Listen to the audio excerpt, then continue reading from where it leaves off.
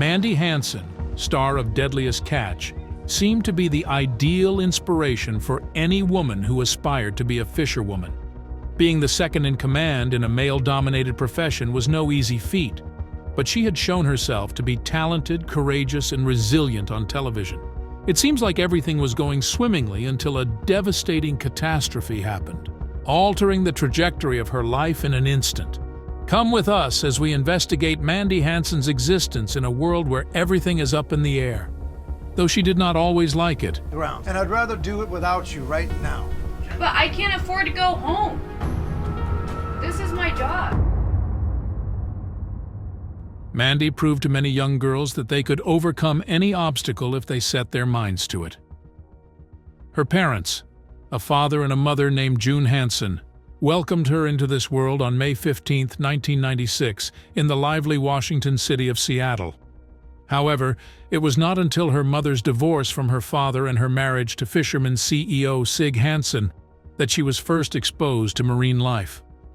Along with his brothers Edgar and Norm, he was a co-owner of the fishing fleet Northwestern. Mandy became Sig's adoptive daughter and acquired his surname. As a child living with the Hansens, Mandy realized how much she loved water.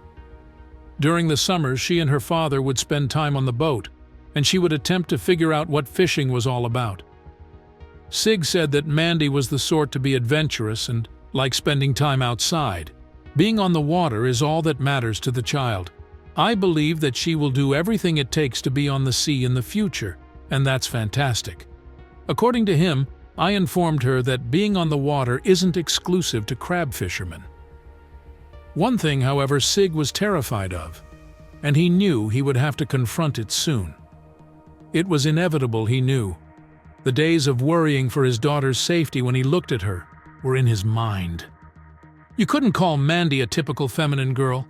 She aspired to accompany her father on several fishing expeditions. Rather than being frightened by the raging waves, she wanted to float effortlessly on top of them. Despite her father's fears, she was adamant about learning the ropes of crabbing. In an effort to sway her decision, he had informed her that she may see him and his crewmates fishing without being involved. Adamant, nevertheless, was Mandy. In the future, she will go fishing, but there was a lot she needed to know before. Sig Hansen, her father, wasn't the only qualified candidate for the position, but who was? Norwegian-American fisherman Sigurd Johnny Hansen came into this world on April 28, 1966 in Seattle, Washington. It was expected that Sig, as the first of 3 sons, would carry on his family's fishing tradition. When Sig was 14 years old, he went opilio crab fishing in Alaska with his grandpa and father. After finishing his education, he would return to his family's fishing boat and go to work.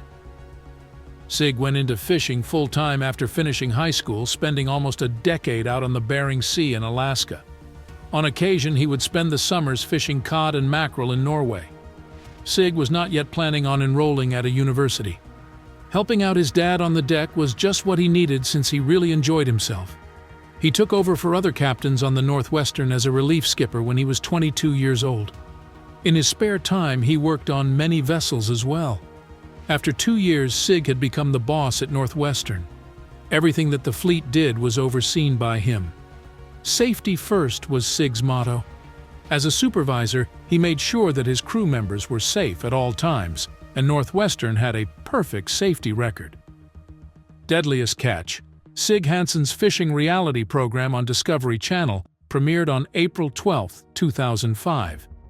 The program followed a fisherman as he fished the Bering Sea for crabs over the course of 2 seasons.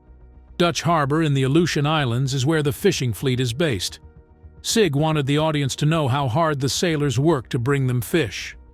In each episode, we learn about the history of 1 or 2 crew members as we follow a storyline involving 1 or more boats. In order to spice up the spectacle, the crew of the Northwestern competed with other boats on the Alaskan Sea to catch crabs. Working as a commercial fisherman is fraught with peril. With 141.7 deaths per 100,000 workers in 2006, commercial fishing was the industry with the highest incidence of occupational mortality, according to the Bureau of Labor Statistics. The United States is very concerned about its potential risk.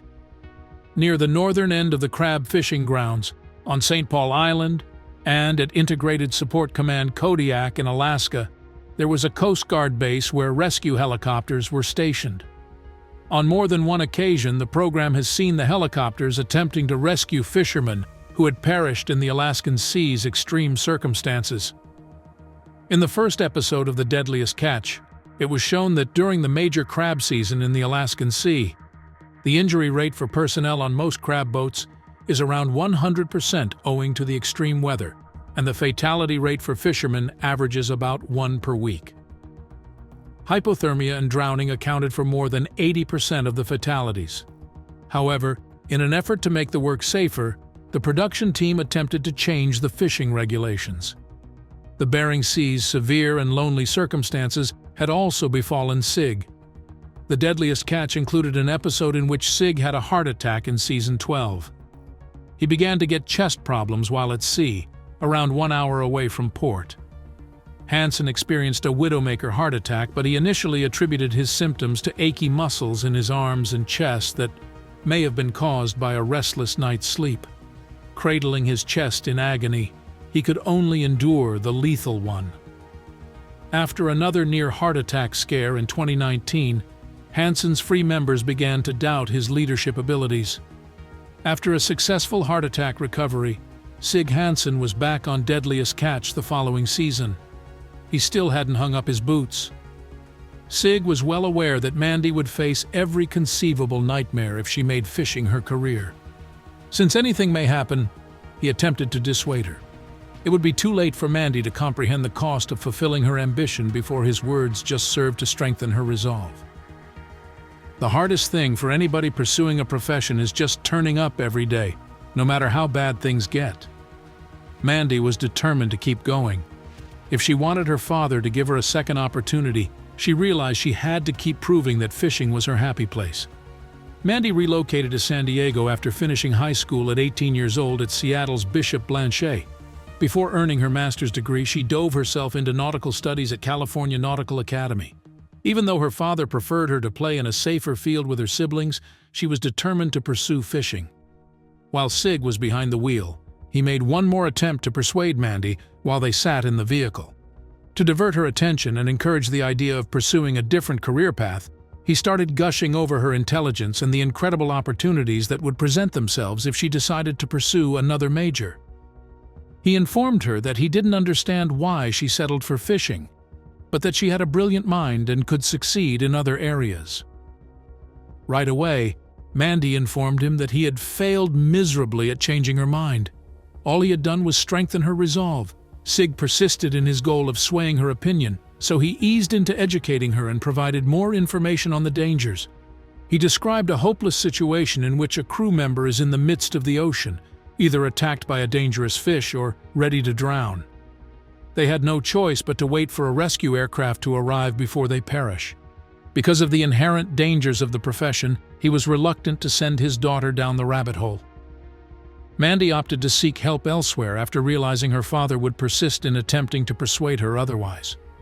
She gave serious thought to accepting employment offers from other fishing CEOs who had seen her collaboration with her father. Instead of letting his daughter work for other boats, Sig opted to train her properly when he noticed that she was resolved to take up fishing as a profession, with or without him. When she first joined the Northwestern crew, she was a complete novice. Her father and the more seasoned crew members taught her the ins and outs of the fishing profession. If she wanted to stay at Northwestern, she would have to prove herself. Mandy earned her father's trust and cooperation during the first few episodes of Deadliest Catch. She hoped to collaborate with him and go on other fishing expeditions. After that, she broke the record for being the youngest woman to ever fish in the Bering Sea during the winter, the most perilous season of the year. Mandy anticipated more exciting fishing excursions when she was officially a regular crew member. In preparation for the unknown, she felt apprehensive as she gathered her belongings.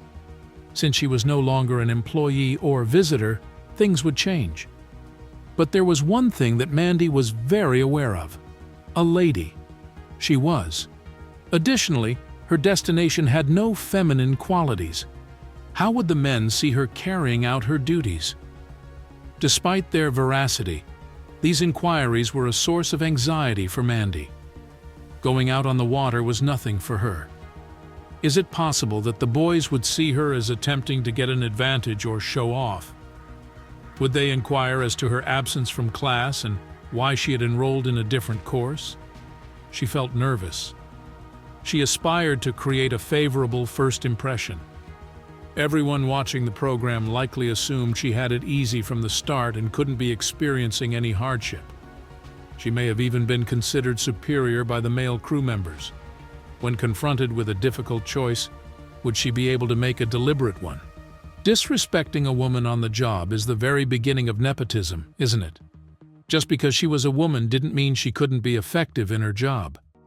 But Mandy persisted in her efforts to demonstrate her worth, and she duly accomplished her goal. She quickly won over the crew and secured a position as a deckhand on the Northwestern. As Mandy and her father swam across the water, a scene from her life suddenly appeared.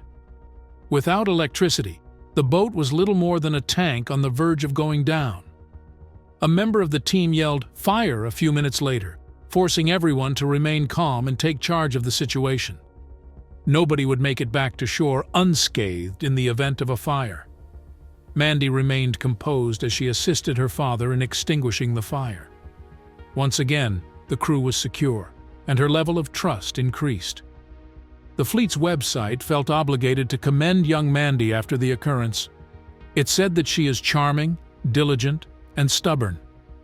Deadliest Catch viewers adored her for her unwavering commitment to the profession, and she went on to become a legendary character in the world of reality TV. Tragically, Sig's daughter was Sig's target. He was hoping that this event would make him reconsider. However, she emerged stronger as a result. It was Mandy's unwavering goal to become a fishing legend. She chose to pursue a more advanced degree in maritime studies. With this, she could work on any large vessel and be an asset to any fishing business.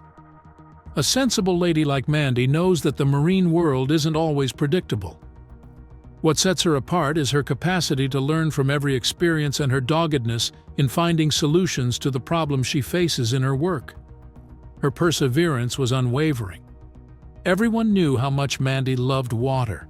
It was well known that she really enjoyed her aquatic experiences. While Mandy pursued her ambitions, she also hoped to have a modest family. How did she manage to build her little family in the face of so much uncertainty? Did she lose up on her dreams? You would think that a lady like Mandy, who was always surrounded by males, would have a hard time finding love. But Mandy stayed true to herself as a woman even as she ascended the ranks to become second in command. You would think the fortunate guy also flourished in Mandy's environment, given that she managed to cultivate a relationship despite her hectic schedule. Sig Hansen, Mandy's father, employs Clark Pedersen, who is married to Mandy, as a crab fisherman. Washington State University in Pullman was Clark's alma mater before he found employment at Northwestern. His ambition to become a nautical pilot and assist ships in navigating the Columbia River's treacherous bars, shoals, and currents prompted him to work as a deckhand and captain in training after college, as he recently disclosed. Neither the workplace nor Mandy's father's yacht was the setting for their meeting. Clark was a third mate with an unrestricted license and a captain in training when they crossed paths at the Maritime Academy. Despite Mandy's prior knowledge of Deadliest Catch, Clark remained unmoved by the show. What the young lady had accomplished piqued his interest. In 2016, he was only a rookie when he joined the crew. They became one because to their mutual love of the ocean and all it had to offer. A decent guy, Clark was. He believed in Mandy's potential to run Northwestern University and encouraged her to pursue her goal. On top of that, he started appearing often on Deadliest Catch. Clark went to the Seattle home of the Hansen family in 2017 to ask Sig for permission to marry Mandy, as seen in an episode of The Deadliest Catch. He went to collect his future bride after Sig gave him the go-ahead. In a quiet moment on deck, he asked Mandy to be his wife, and she accepted with open arms. Mandy and Clark were united in holy matrimony in a Seattle fisherman's shipyard on June 10, 2017, in front of the Northwestern schooner. As Mandy's father, Sig, walked her down the aisle and then acted as her best man, they had a meaningful moment. With their loved ones at their sides, the newlyweds' wedding was a joyful occasion. Norwegian and American styles of dress coexisted during the wedding. The Deadliest Catch will feature small excerpts from the event in their next episode. After then, the pair resumed their deck-building duties. In retrospect, Clark said that he felt a twinge of anxiety when collaborating with his father-in-law and wife. "You want to excel so that your father-in-law and wife may be proud of you. It makes you step up," he remarked. It was clear that he was pleased with their achievements. Things would definitely get simpler if they were a team. "I thought that was not how destiny works." Before disaster hit, Mandy had accomplished a lot in the fishing world. Then, everything fell apart. She shared her heartbreaking miscarriage publicly in 2019, but later welcomed her daughter, sailor Marie Pedersen, with husband Clark Pedersen. Despite a frightening incident while captaining the ship, Mandy persevered and learned from her mistakes. Her net worth is estimated at $1.5 million, primarily from her work on Deadliest Catch and fishing. Despite setbacks, Mandy's determination shone through, and she found immense joy in motherhood, honoring her Scandinavian roots with her daughter's name. However, the next thing that would happen was obvious to her. Even her father was aware. However, her admirers had no idea what was about to happen. The spirit of perseverance and hard work was ingrained in Mandy's legacy. Not even Sig Hansen could hinder her progress. Mandy shocked her fans with a swift comeback to Deadliest Catch after caring for her newborn. She seemed to be effortlessly handling it. She is a new mother. Many viewers expected Mandy to cancel the program after she had a mother, but she had other ideas.